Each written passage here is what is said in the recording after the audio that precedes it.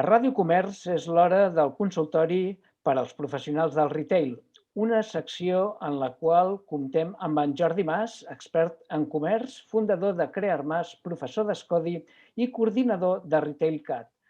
Avui ens centrem en les primeres accions per elaborar un pla de supervivència.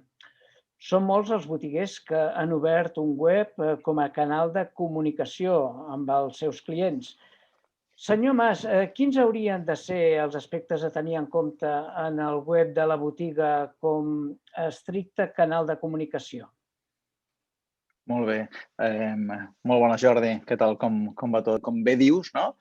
Aquest manual s'estableix i es fa amb l'objectiu d'ajudar al comerç i de sortir-nos d'aquesta situació ben adversa.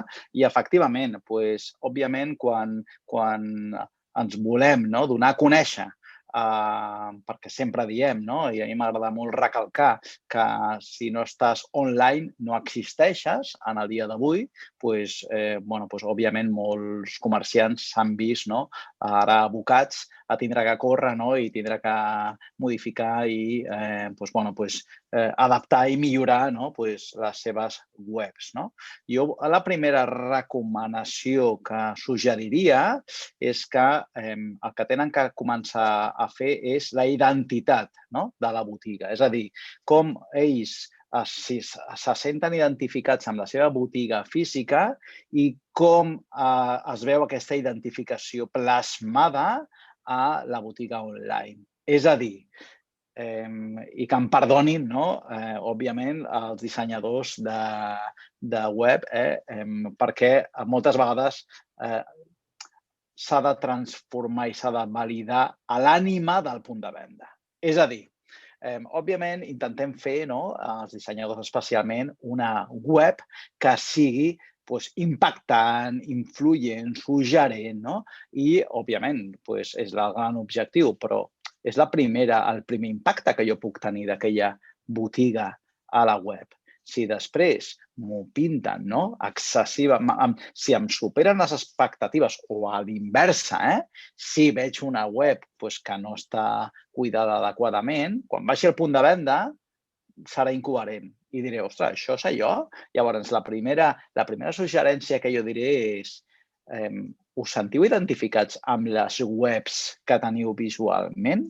Això és el primer que teniu que plasmar els dissenyadors o especialment aquelles persones que facin a web.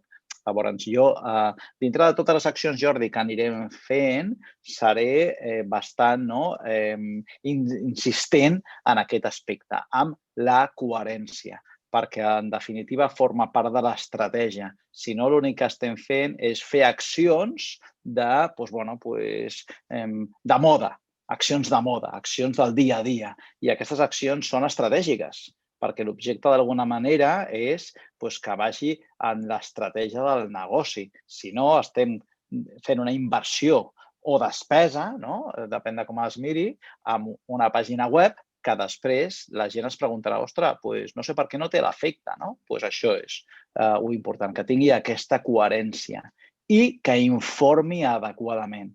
És a dir, si ara, per exemple, hi ha unes noves mesures restrictives, crec que és molt important perquè, sí, òbviament, hi ha molta informació, però la gent va perduda, Jordi. La gent va perduda del que es pot fer, el que no es pot fer, de si la botiga està oberta, si la botiga no està oberta.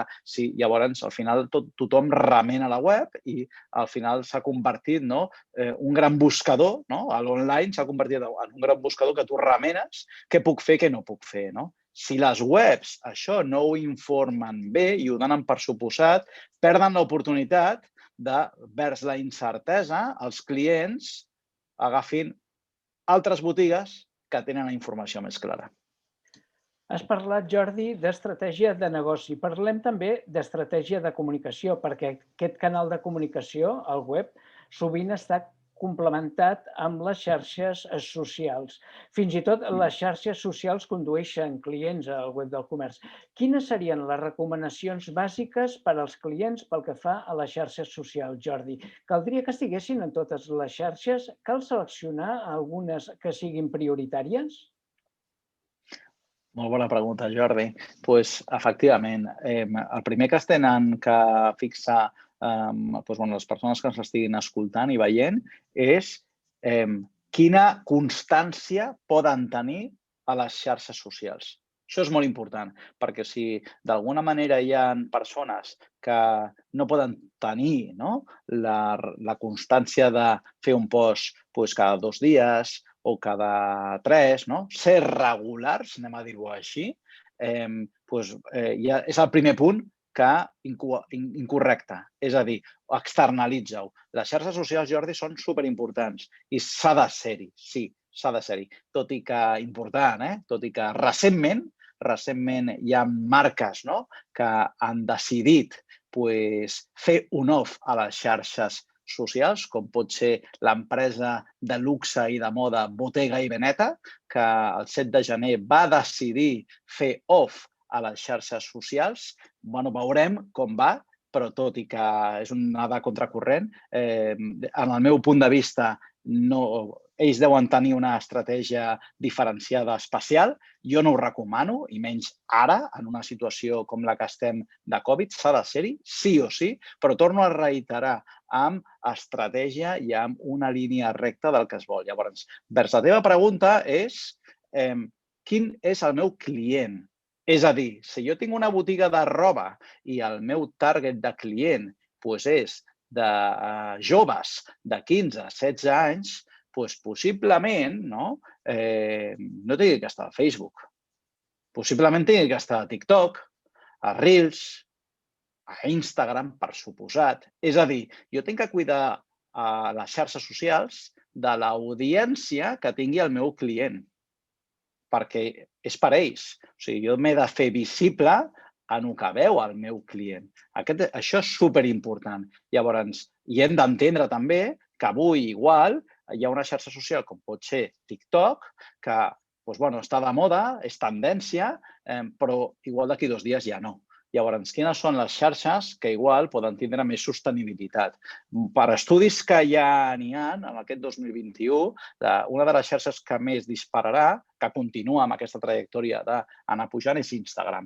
Llavors, jo la suggerència a nivell genèric és Instagram has de ser-hi sí o sí. I al final també hem de fer entendre que Instagram ja és una plataforma de venda i se li pot donar molt de suc i molt de joc.